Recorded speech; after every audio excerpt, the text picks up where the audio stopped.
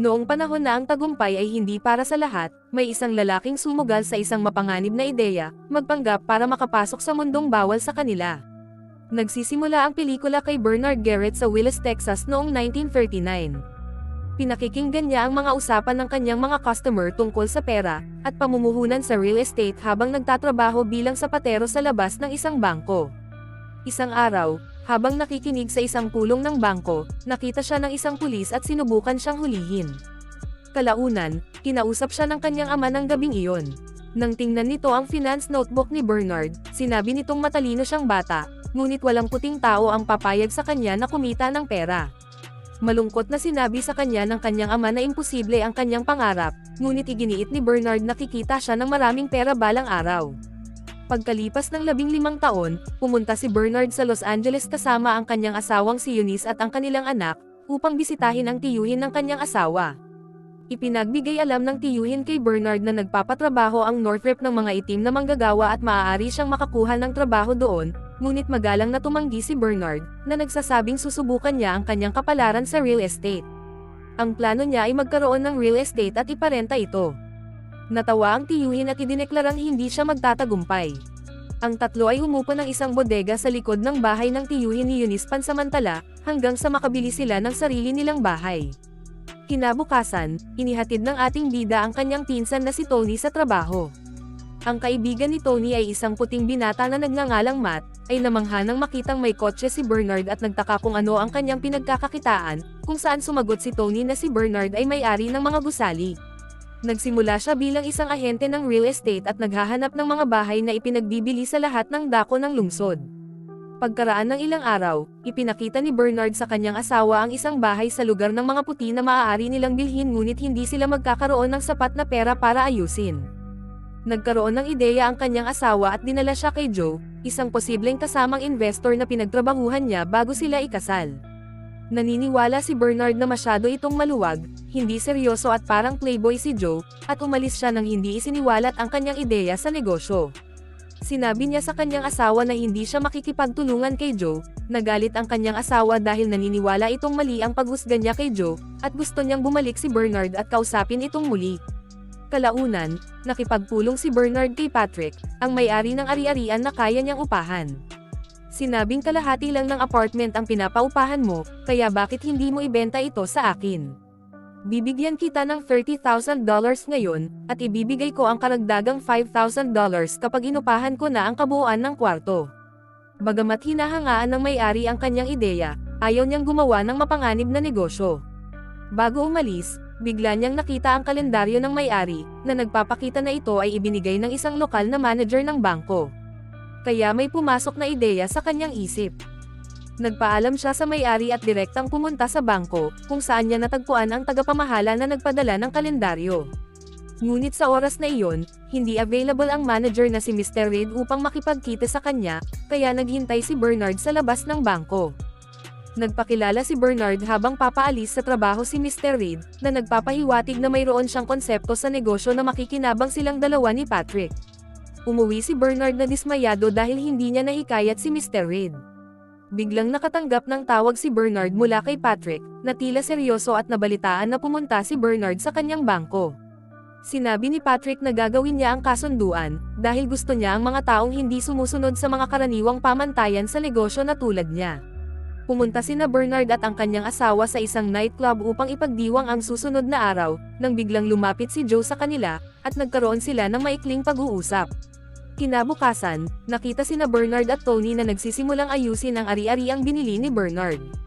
Ipinaalam sa kanila ng isang babae na hindi sila pinapayagang pumunta roon, ngunit sinabi ni Bernard na siya ang may-ari ng ari-arian. Kalaunan, nakita si Matt na dumating upang tulungan si Tony sa pag-aayos, at tinanong ni Bernard kung okay lang ba sa kanya na magtrabaho para sa kanya, na sinagot ni Matt na palagi siyang nagtatrabaho para sa ibang tao. Binago ni Bernard ang kanyang tanong, tinanong kung komportable ba siyang magtrabaho para sa isang itim na lalaki, kung saan sinagot ni Matt na ang tanging kulay na mahalaga sa kanya ay ang kanyang perang kulay berde. Sinimulan nila ang pag-remodel, ngunit dumating ang dalawang opisyal pagkatapos at ipinaalam kay Bernard na isang babae sa gusali ang tumawag, na nagsasabing nagpapanggap siya bilang may-ari. Sinubukan ni Matt na ipagtanggol si Bernard, ngunit pinatahimik siya ng mga pulis. Kinuha ni Bernard ang mga papeles na nagpapakita ng kanyang pagmamay-ari, at nang makita ito, umalis ang dalawang pulis. Nang matuklasan ng matandang babae na si Bernard at ang kanyang pamilya ay lumilipat na sa gusali, agad siyang umalis dahil hindi niya matiis ang presensya ng mga itim na tao. Pagkaalis ng matandang babae, pinaupahan ni Bernard ang bahay sa isang itim na babae. Totoo ngang napakalaki ng merkado ng mga itim na nangungupahan, gaya ng kanyang inaasahan. Mabilis na napuno ang gusali, at ibinigay ni Bernard ang napagkasunduang kasunod na bayad sa dating may-ari. Hinahangaan ng dating may-ari si Bernard at inalok na magsimula ng negosyo kasama niya. Pinili ni Bernard ang bahay at kinalkula ang kita, at ang dating may-ari naman ang nakipagnegosasyon para sa transaksyon at pumirma sa kontrata. Sa harap niya, hindi malalaman ng mga puti na nakikipagnegosyo sila sa mga itim, at hahatiin nila ang kita. Sumang-ayon agad si Bernard. Naging maayos ang kooperasyon sa pagitan ng dalawa, at agad silang kumita ng malaki. Lumipat din si Bernard mula sa isang apartment patungo sa isang mansyon pagkaraan, na nagbigay ng masayang buhay para sa kanyang minamahal na pamilya. Ito ang kanyang karunungan, kapag may nandidiskrimina sa kanya, hindi niya gagawin iyon pabalik. Gayunpaman, ang buhay ay hindi laging maayos, at maaaring lumitaw ang mga hamon anumang oras. Ang dating may-ari na nagtatrabaho kay Bernard ay matanda at mahina at biglang namatay pagkalipas ng ilang taon.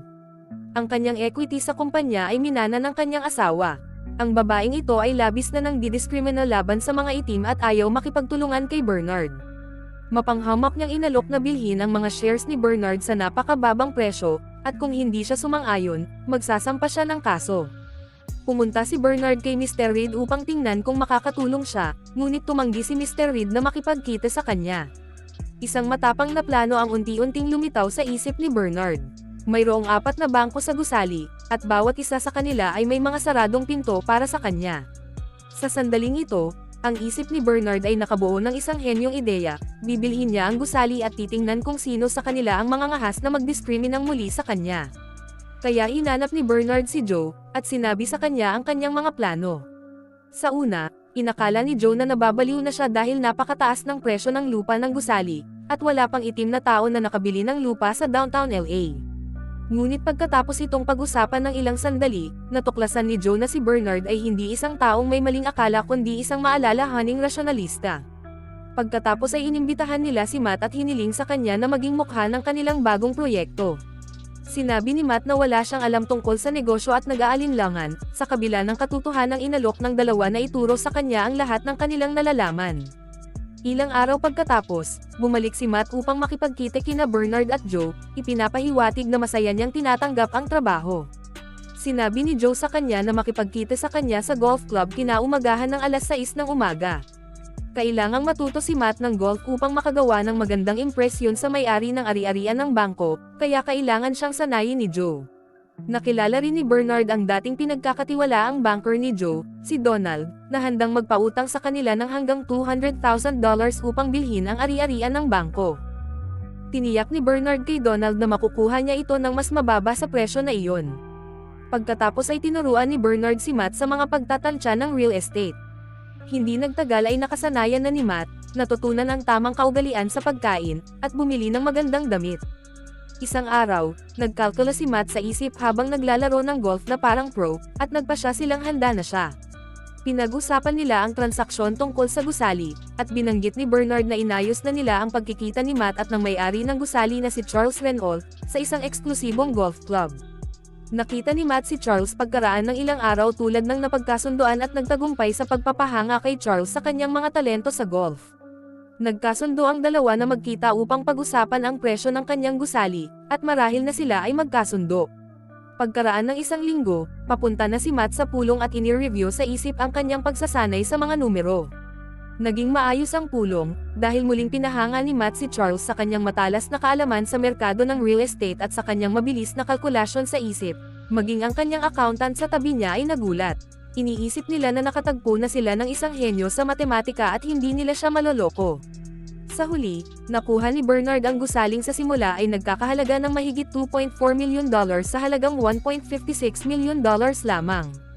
Pagkatapos, makikita silang ipinagdiriwang ang kanilang tagumpay at pagkatapos ay bumuo ng magagandang koneksyon sa mga banker.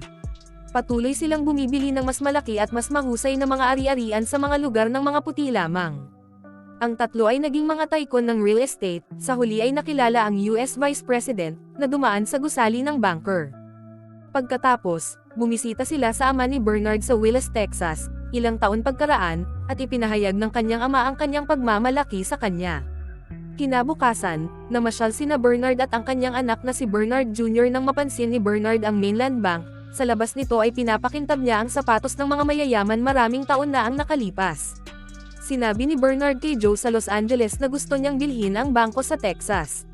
Ngunit sinabi ni Joe na ang pagpapatakbo ng bangko ay lubhang komplikado at labas sa kanilang karanasan, lalo na dahil ito ay matatagpuan sa Texas, kung saan ang mga tao ay galit sa mga may-ari ng negosyong itim. Sa kabilang banda, si Bernard ay naniniwala na kaya nilang bilhin ito tulad ng gusali ng bankers, gamit si Matt.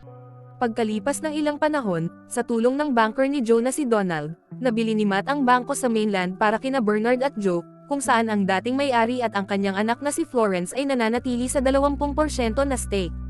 Mabilis nilang sinimulang pahintulutan ang mga responsableng itim na tao na mangutang, higit pa sa doble ng mga pautang na kanilang kinuha.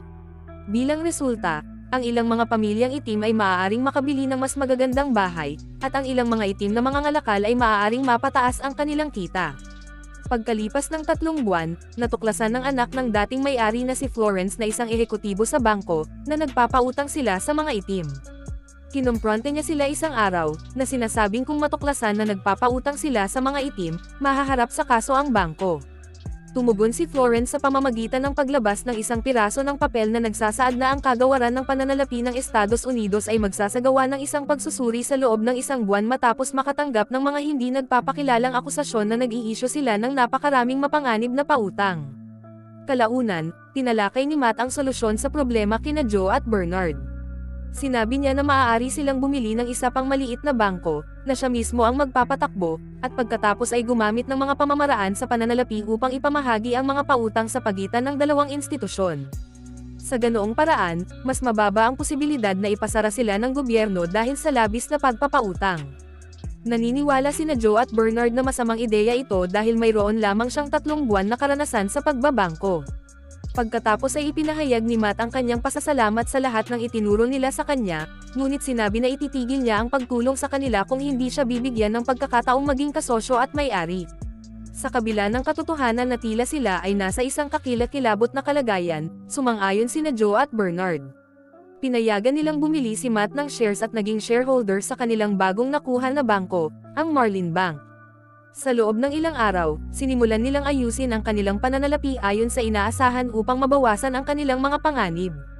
Pagkalipas ng ilang araw, tinawagan ni Florence si Matt, at iniulat na may ilang mga puting tao na gustong bawiin ang lahat ng kanilang pera mula sa Mainland Bank, sa paniniwalang ang bangko ay pagmamay-ari ng mga miyembro ng NACP. Kalaunan ay nalaman ni Bernard at Joe na 5 puting tao ang nag-withdraw ng lahat ng kanilang pera, ngunit hinikayat ni Florence ang 9 na iba pa na manatili.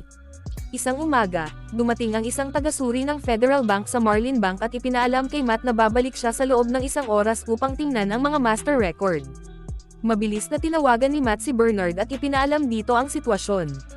Ipinaalam ni Bernard sa kanyang asawa na si Matt ay nasa problema at kailangan niyang dumalo sa pulong kasama ang tagasuri upang maiwasan si Matt na magkamali, na imposibleng mangyari. Iminungkahi ni Eunice na magbalat kayo siya bilang isang tagalinis at tulungan si Matt mula sa labas ng conference room, ngunit iginiit niya na hindi niya gagawin, kung saan sumagot si Eunice na maraming beses na niya itong nagawa noon, upang makatulong sa kanilang negosyo. Pagkatapos ay nakita si Bernard na naglilinis habang nagkita sina Matt at ang tagasuri, matapos mahikayat sa mga komento ng kanyang asawa. Tinulungan ni Bernard si Matt gaya ng inaasahan, ngunit isinara ng tagasuri ang pinto dahil pinag-uusapan nila ang sensitibong impormasyon.